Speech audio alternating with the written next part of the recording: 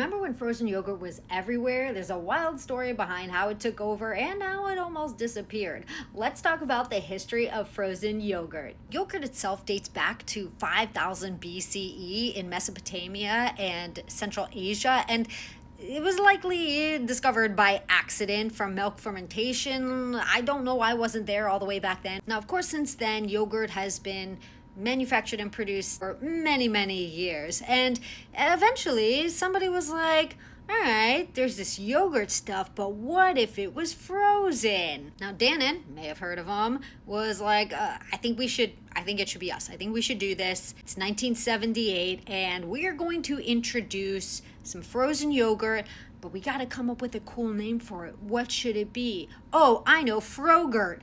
Clearly today we're not calling it, so it really didn't stick. But also, sadly, neither did this whole concept of frozen yogurt. People were really into ice cream. It was ahead of its time. People weren't ready for it just yet.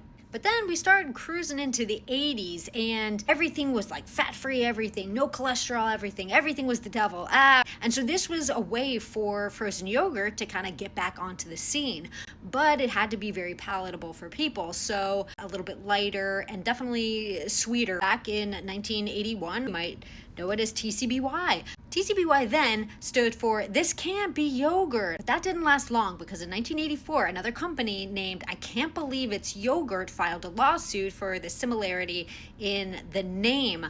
If that name sounds familiar to you, it's probably because HBO just released, and this is not a plug, they don't pay me, HBO, you should pay me, a documentary about the yogurt shop murders. So the lawsuit happened and whatnot. None of this had anything to do with, wouldn't that be wild? I don't think any of this had anything to, I haven't seen the documentary yet, to do with this. But anyway, after that lawsuit, TCBY was like, whatevs, we're just gonna change it to the country's best yogurt. Fine. Now, up until about 1990, frozen yogurt, they were doing great. But then as we start moving into the 1990s, we get another diet craze. This is now the low carb craze. So it's like the Atkins thing, meat everything. But as trends do, they come back around, baby. And so we've got to wait till about 2005 when Pinkberry opens up its first location in Los Angeles, and holy cow, people were into it.